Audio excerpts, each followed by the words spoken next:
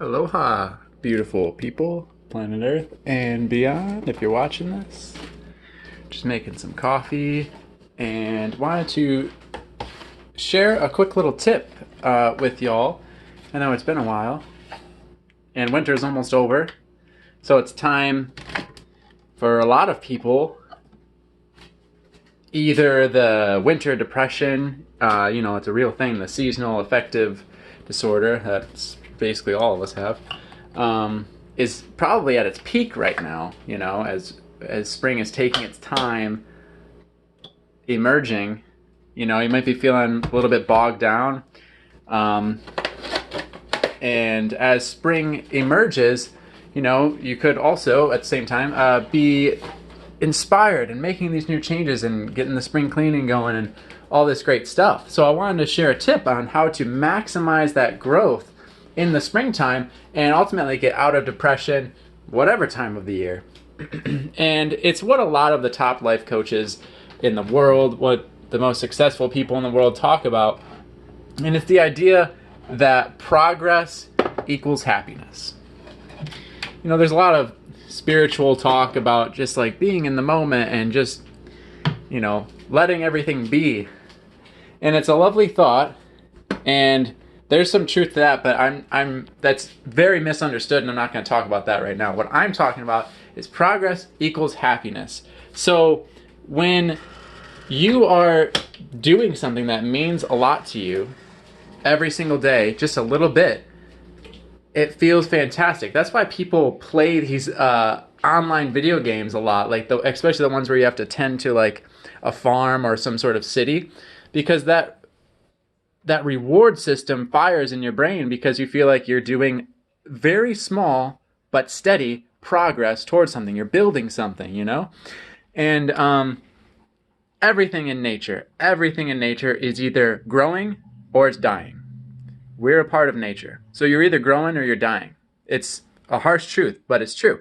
You are either growing in your health or you're deteriorating in your health. Your health doesn't stay stagnant. And it's the same with your mental health.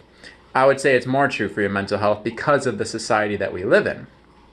So what that means for, coming out of depression is you can do something very small, but do it every day. I see one of the funniest things ever is like learning to do a new habit, and your perfectionist brain comes in and just totally self-sabotages your efforts. Have you ever had this happen? Like you are going to work out, and you're like, okay, I'm going to start working out. And now I've got to wake up at 5 a.m. every day, and I've got to go to the gym twice a day, and I've got to do it 5 times a week. It's like, no. Whoa, slow down. What if you did 5 push-ups, but you did them every single day? What if you did that? Have you ever done that? It's probably like unheard of to your brain, because if you haven't done it, this perfectionist part of your brain shouts, oh, that's BS. That'll never work. That's not good enough. You're not good enough. Blah, blah, blah, blah, blah. All this very hateful self-talk that we have going on. So the way to get around that is to start small. Just do something that means a lot to you, that from where you can see gets you closer to your goal in any area of life. I wouldn't overwhelm yourself and say, I'm going to improve my emotional health and then my mental health and my physical health and my financial. I encourage you to just pick one. If you say you want to encourage your emotional health or your physical health, I would say exercise. Exercise does it all for you. If you really want the quick tip in this video, exercise. Just move your body. There's so much science to it. I don't even want to get into it in this video, but that when you're moving, especially when you're outside, breathing fresh air, so much is happening in your body and you just feel happy. And think, if you just did that every single day a little bit, and then you started to see changes in your body, you got stronger, you got healthier, you got slimmer, whatever, it would feel amazing.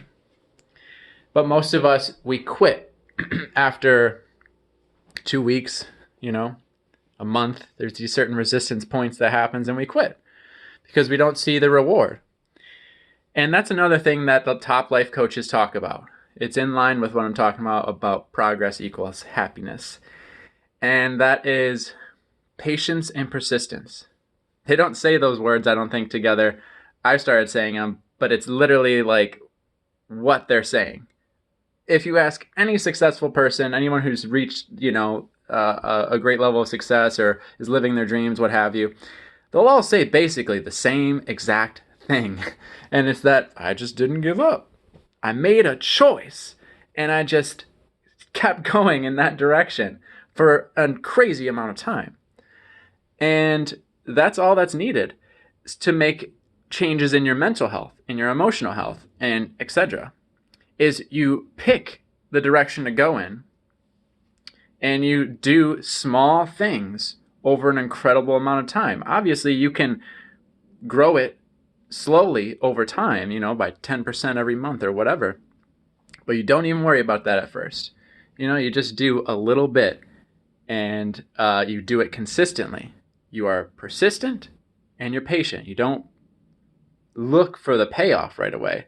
And that's why the payoff comes, is because you're doing it every single day.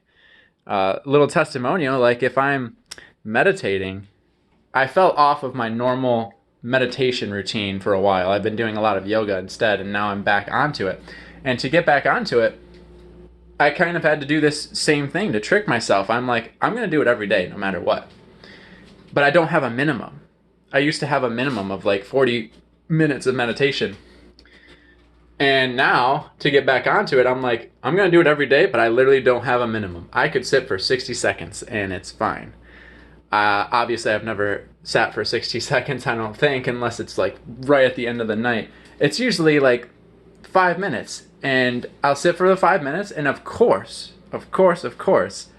you know what happens. It turns into 15, it turns into 20, it turns into even more than that, and it turns into a whole great meditation session, all without procrastination, all without this internal struggle of like, oh, I've got to sit for 15 minutes and there's so much resistance in the mind. It's like, no, we're being easy on ourselves. We're being our own friend.